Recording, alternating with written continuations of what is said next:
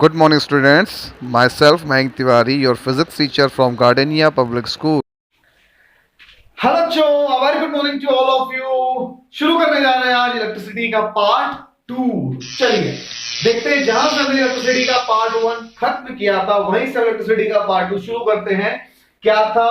Electric current is a vector quantity और scalar quantity. Electric current is a dot dot dot dot quantity, जिसका जवाब अभिषेक सिंह रजावत ने कोशिश की थी देने की, लेकिन गलत था। चलिए देखते हैं। अच्छा, इसको समझने से पहले हमें समझना पड़ेगा कि फ्लो ऑफ करंट क्या होता है। फ्लो ऑफ करंट या flow of electron. Flow of current, किसी भी मेटल में करंट कैसे फ्लो करता होगा? किसी भी मेटल में करंट कैसे फ्लो करता होगा? जैसे मान लो ये कोई एक मेटल ले लिया मैंने, ठीक है, और ऑब्वियसली बात है कि अगर मेटल लिया तो उसके अंदर इलेक्ट्रॉन्स होंगे, है ना। एक हमने सेल से इसको कनेक्ट कर दिया, ठीक है। अच्छा, ये पॉजिटिव टर्मिनल है तो हमने यहां पॉजिटिव लगा दिया, ये नेगेटिव टर्मिनल है तो हमने यहां नेगेटिव बोल दिया। ऑब्वियसली बात है भाई, जैसा बताओगे वैसा ही कर देंगे। तो देखो भाई क्या हुआ, मेटल में हमने देखा कि जब तक करंट फ्लो नहीं कर रही थी तब तक इलेक्ट्रॉन अपना ढीले ढाले बैठे आलसी। लेकिन जैसे ही करंट दी गई ये एकदम से एक्टिव हो गए। जैसे किसी ने पैरासीटामोल के 650 mg वाली इंजेक्शन दो, तो जैसे ही एक्टिव हुए इन्होंने दौड़ना शुरू कर दिया, दौड़ना शुरू कर दिया। तो ऑब्वियस सी बात है किधर दौड़ेंगे? इलेक्ट्रॉन पे कैसा चार्ज है? नेगेटिव। इधर भी कैसा चार्ज है? नेगेटिव। इधर जाएंगे तो क्या होगा? रिपल्शन होगा। तो ऑब्वियस सी बात है इलेक्ट्रॉन ट्रैवल करेंगे नेगेटिव टू पॉजिटिव। समझिएगा, फ्लो ऑफ इलेक्ट्रॉन हो गया negative to positive, negative to positive. अच्छा, मान लिया भाई कि फ्लो ऑफ इलेक्ट्रॉन हो गया नेगेटिव टू पॉजिटिव। अच्छा, आपको यह बात जानकर थोड़ी सी शायद हैरानी हो कि पहले समय में डायरेक्शन ऑफ इलेक्ट्रिक करंट को बोला जाता था कि जो पॉजिटिव चार्ज ट्रेवल करेगा उसी को हम डायरेक्शन ऑफ करंट बोल देंगे। यानी कि अगर मान लीजिए पॉजिटिव चार्ज प्लस से माइनस में जा रहा है तो करंट भी हमारी प्लस से माइनस में हो जाएगी। लेकिन नई थ्योरी जो आई उसने ये बोला कि जो डायरेक्शन ऑफ इलेक्ट्रॉन होगा उसकी अपोजिट डायरेक्शन जो होगी वो डायरेक्शन ऑफ करंट होगी। तो हमें पता कौन सी डायरेक्शन थी? इलेक्ट्रॉन की। किसकी डायरेक्शन बता दी? इलेक्ट्रॉन्स की। Flow of charge, flow of charge through a conductor is called current, electric current, sorry, flow of charge through a current is called electric current. जब ये फ्लो करने लगे तो इलेक्ट्रिक करंट आ गया। लेकिन कैसा आया? अपोजिट डायरेक्शन में। अगर इलेक्ट्रॉन ऐसे तो करंट ऐसे जा रहा, अपोजिट डायरेक्शन। तो अल्टीमेटली हमें पता तो इसकी डायरेक्शन है ना, करंट की नहीं। बात समझ में आई? करंट की डायरेक्शन नहीं पता थी, डायरेक्शन पता थी इलेक्ट्रॉन्स की कि वो ट्रेवल कर रहे हैं नेगेटिव टू पॉजिटिव। इसलिए हमें पता चला सिर्फ और सिर्फ मैग्नीट्यूड, डायरेक्शन नहीं। तो इसको क्या बोलेंगे? It is a scalar quantity. Scalar quantity, बात समझ में आई? अच्छा, वो बच्चे जिनको स्केलर या वेक्टर क्वांटिटी क्लियर ना हो फटाफट सुन ले। Scalar quantity are those quantity in which only magnitude, मतलब सिर्फ मैग्नीट्यूड होगा, जबकि vector quantity are those quantity which have magnitude as well as direction. मतलब कि जैसे हमें जाना है 5 किलोमीटर, तो ये 5 किलोमीटर हो गया मैग्नीट्यूड। कहां जाना है? ईस्ट में, वेस्ट में, नॉर्थ में, साउथ में, तो ये हो गई डायरेक्शन। बोला क्या? 5 किलोमीटर इन east, magnitude, direction. 5 kilometre only magnitude. Clear हुआ? चलो, यहां तक क्लियर हो गया होगा बात। स्केलर क्वांटिटी हम क्यों कहते हैं ये आपको क्लियर हो गया। आईसीएसई वालों बहुत इंपॉर्टेंट है तुम्हारे लिए, सीबीएसई वालों बहुत इंपॉर्टेंट है तुम्हारे लिए भी। चलो आगे बढ़ते हैं, रेजिस्टेंस पर आते हैं। रेजिस्टेंस, अवरोधक। What do you mean by resistance? चलो देखो,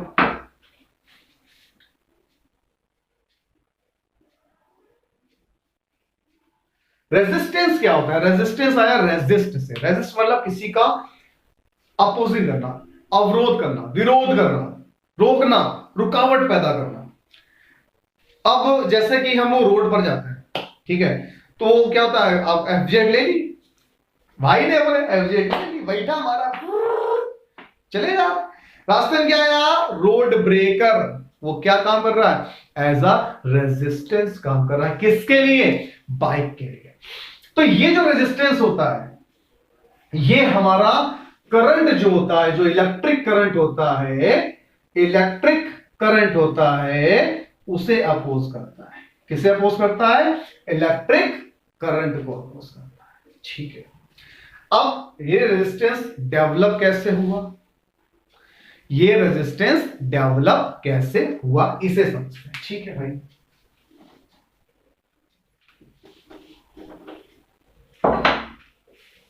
cause of resistance, cause of resistance.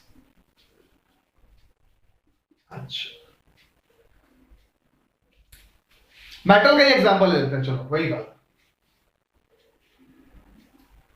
चलो देखो, दो कंडीशन लेते हैं, एक में कोई भी करंट फ्लो नहीं कर रही है, एक में कोई भी करंट फ्लो नहीं कर रही है, और एक में करंट फ्लो कर रही है। ठीक है, एक में करंट फ्लो कर रही है, ऐसे करते हैं इसको। चलो देखो, ये ज्यादा क्लियर हो जाएगा। ठीक, सेम मेटल है, ए, इसका भी नाम ए है और इसका भी नाम ए है। ए मेटल ले लिया हमने, इसमें हमने क्या किया? करंट फ्लो नहीं कर रही, यहां पर करंट फ्लो कर रही है। अच्छा, ऑब्वियसली बात है, जब हम देखेंगे मेटल में कई सारी चीजें होंगी, एटम होंगे, आयंस होंगे, इलेक्ट्रॉन्स होंगे, तो मैंने क्या किया? पॉजिटिव आयंस भी ले लिए, पॉजिटिव आयंस, ठीक है, और पॉजिटिव आयंस के साथ हमने इलेक्ट्रॉन भी, ठीक, कई सारे इलेक्ट्रॉन, पॉजिटिव आयंस भी कहीं कहीं है, ठीक है, इलेक्ट्रॉन, एटम भी होंगे, छोटे छोटे एटम भी होंगे, ठीक है। अच्छा, अब क्या है, जैसे नहीं होता ठंडियों में रजाई ओढ़ के आराम से लेटे रहता है, और मम्मी अगर रजाई कर उठा तो ऐसा लगता है जैसे बिल्कुल हट बवाल हो गया, तत्काल एक्टिव। वही कुछ कंडीशन इलेक्ट्रॉन के साथ थी। क्या थी? जब तक करंट फ्लो नहीं कर रहा था, जब तक करंट फ्लो नहीं कर रहा था, ये रैंडमली किसी भी डायरेक्शन में टहल रहे थे आराम से, कोई दिक्कत नहीं। लेकिन जैसे ही करंट फ्लो हुआ, गौर करिएगा बेटे, जैसे ही करंट फ्लो हुआ तो देखो, ये पॉजिटिव और ये नेगेटिव, ये पॉजिटिव और ये नेगेटिव, प्लस यहां भी ले लो, फटाफट फटाफट फटाफट। ठीक है ठीक है ठीक है, इलेक्ट्रॉन्स इलेक्ट्रॉन्स इलेक्ट्रॉन्स, जैसे ही करंट फ्लो हुआ इलेक्ट्रॉन्स एक्टिव हो गए, और जब ये एक्टिव हो गए तो इनकी स्पीड इंक्रीज कर गई, दौड़ने लगे, भागने लगे, स्पीड इंक्रीज कर गई। जैसे ही स्पीड इंक्रीज करेगी तो बेटे सोच कर देखो, अगर 2 इलेक्ट्रॉन दौड़ रहे हैं तो कोई दिक्कत नहीं, अगर 100 दौड़ा दे तो, और स्पीड तेज हो जाए तो आपस में टकरा जाएंगे, कॉलिजन होगा। यानी कि देखो, ये हो गए हमारे इलेक्ट्रॉन, ये हो गए हमारे आयंस, ठीक है। अब जब इलेक्ट्रॉन ट्रैवल करेंगे, इलेक्ट्रॉन बहुत स्पीड में ट्रैवल करेंगे, तो बीच में क्या क्या रखे हुए हैं? आयंस। तो कुछ इनसे टकराएंगे, कुछ आपस में टकराएंगे, यानी कॉलिजन होगा। क्या होगा? कॉलिजन होगा। फिर समझना, इलेक्ट्रॉन को जैसे ही हमने करंट दी, एक्साइटेड हो गए, एक्साइटेड होकर के इनकी स्पीड बढ़ी और ये दौड़ने लगे, रैपिड स्पीड। जब ये दौड़ने लगे तो बीच बीच में क्या थे? पॉजिटिव आयंस थे, बीच बीच में पॉजिटिव आयंस थे। ये पॉजिटिव आयंस से भी कोलाइड किए और खुद से भी कोलाइड किए और शायद कुछ एटम से कोलाइड किए। जहां ये कॉलिजन होगा बेटे, वहीं पर रेजिस्टेंस डेवलप हो जाएगा, रेजिस्टेंस डेवलप हो जाएगा। जैसे ये एग्जांपल है, फॉर सपोज इलेक्ट्रिक करंट चली चली चली चली चली चली के आ रही है और आपके सीएफएल तक आ गई। जैसे ही सीएफएल में आई तो वहां पर क्या होगा? अंदर एक फिलामेंट लगा, वायर को काट कनेक्ट किया गया। अभी तक एक रैंडमली स्पीड में आ रही थी, लेकिन जैसे वहां पर आई तो कॉलिजन हुआ। तो जो सीएफएल था, it behave as a resistance, it behave as a resistance, tubelight behave as a resistance, यानी ऑब्स्टेकल जो जो आएंगे इलेक्ट्रिक करंट के फ्लो में, यानी कि अगर फ्लो ऑफ चार्ज हो रहा है और उस फ्लो ऑफ चार्ज में जो जो ऑब्स्टेकल्स आएंगे वो क्या बन जाएंगे, रेजिस्टेंस बन जाएंगे। इसको हम आर से रिप्रेजेंट कर देते हैं, रेजिस्टेंस। ठीक है, एसआई यूनिट होती है इसकी, एसआई यूनिट होती है ओम, ओम, शांति ओम, और इससे हम इसको रिप्रेजेंट करते हैं, इससे देखो, इससे हम लोग रिप्रेजेंट करते हैं ओम से। ठीक है, अच्छा, गाना ना बजा देना कहीं, ओम शांति ओम। हाँ, एसआई यूनिट क्लियर हो गई कि ये हमारे ओम की एसआई यूनिट होती है। अच्छा, चलो रेजिस्टेंस भी क्लियर हो गया, क्या कॉजेस रहती है। अच्छा, रेजिस्टेंस की डेफिनेशन देखो, फटाफट नोट करो, फटाफट नोट करो, क्या लिखा हुआ है, क्या कह रहा था, obstruction offered to the flow of current by the conductor is called its resistance. ठीक है, देखो बेटा, अब शुरू करते हैं लोग ओम्स लॉ। क्या शुरू करते हैं, ओम्स लॉ, ओम्स लॉ। हाय हाय, कुछ याद आ गया, शेयर करता हूं। हुआ क्या, मैं क्लास में पढ़ा रहा था और एक कनप्रिया मैंने कहा बेटा what do you mean by Ohm's law. बच्चा बड़ा सीरियसली खड़ा हुआ, सर मन की शांति के लिए ईश्वर का अध्ययन करना बहुत जरूरी।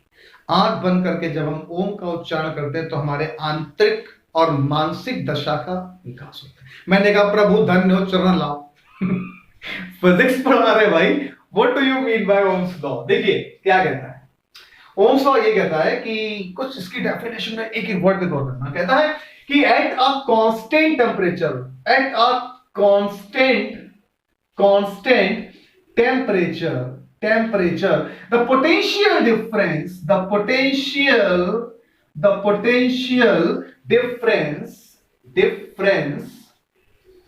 is directly proportional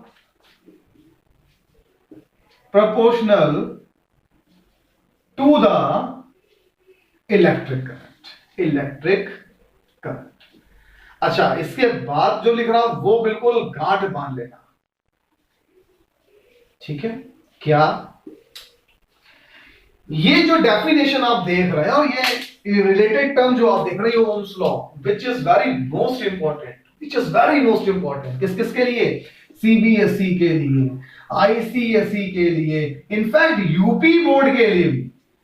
UP board वालों अगर वॉच कर रहे हो तो बेटा ये मिलना ही मिलना है, सीबीएसई वालों मिलना ही मिलना है, आईसीएसई वालों या तो न्यूमेरिकल या इससे रिलेटेड कोई टर्म श्योर है। अच्छा, तो क्या बोला गया, इसको फटाफट याद कर लेते हैं। देखो मेरे साथ बोला एट अ कांस्टेंट टेम्परेचर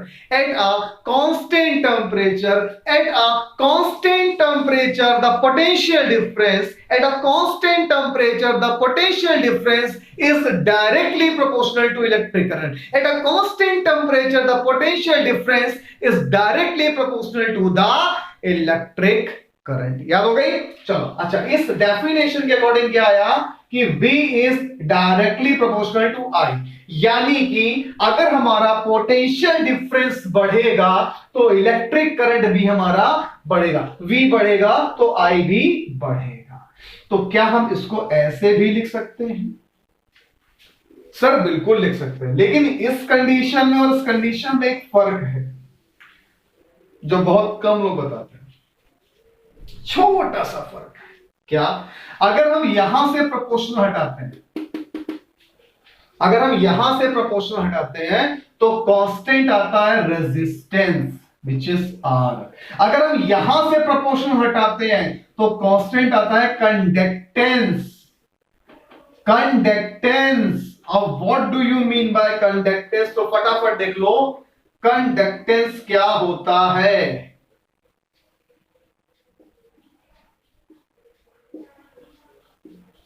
ये रेजिस्टेंस का रेसिप्रोकल है। क्या है, लिख लो, it is a reciprocal of resistance. It is a reciprocal of resistance. अच्छा, एक मिनट, हाँ बच्चों, तो फटाफट देख लेते हैं कंडक्टेंस क्या है। कंडक्टेंस क्या है, what do you mean by conductance? जो यहां पर हमारा कांस्टेंट निकल कर आता है, इसे कहते हैं रेसिप्रोकल ऑफ रेजिस्टेंस। क्या बोल देंगे? रेसिप्रोकल ऑफ रेजिस्टेंस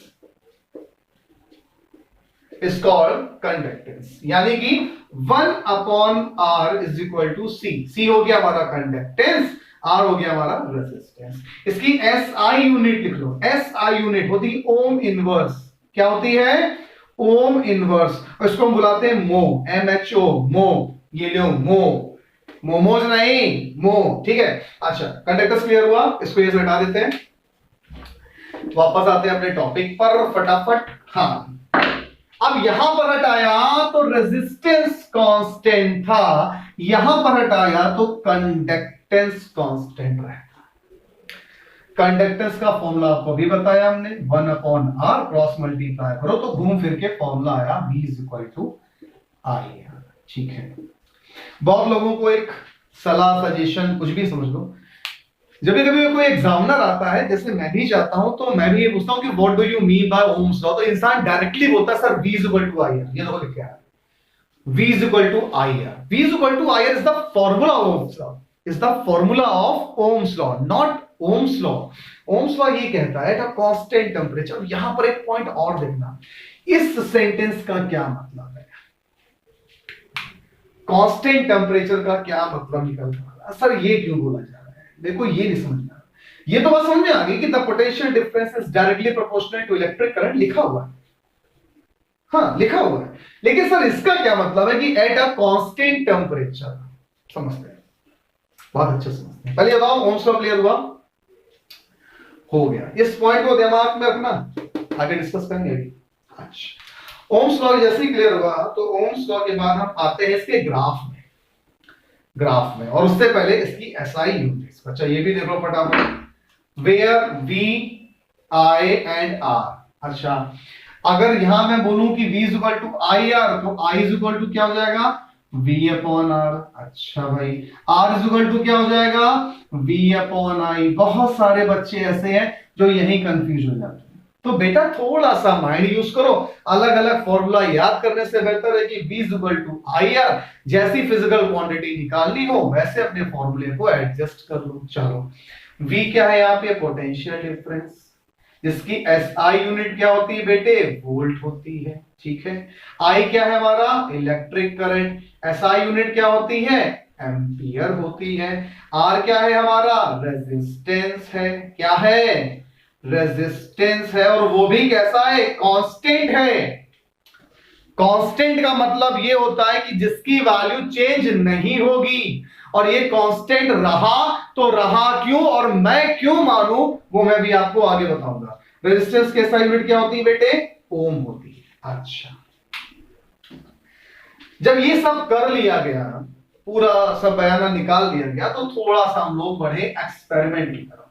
ठीक है, हाँ बच्चों, ओम्स लॉ के साथ हम इस एपिसोड को यहीं करते हैं फिनिश। नेक्स्ट एपिसोड में लेकर के आएंगे experimental verification of Ohm's law, IV graph, VI graph, most important for CBSE and ICSE। तब तक के लिए घर पर रहिए, मम्मी पापा की रिस्पेक्ट करिए, घर पर लोगों का काम कराइए। जय हिंद, बाय बाय।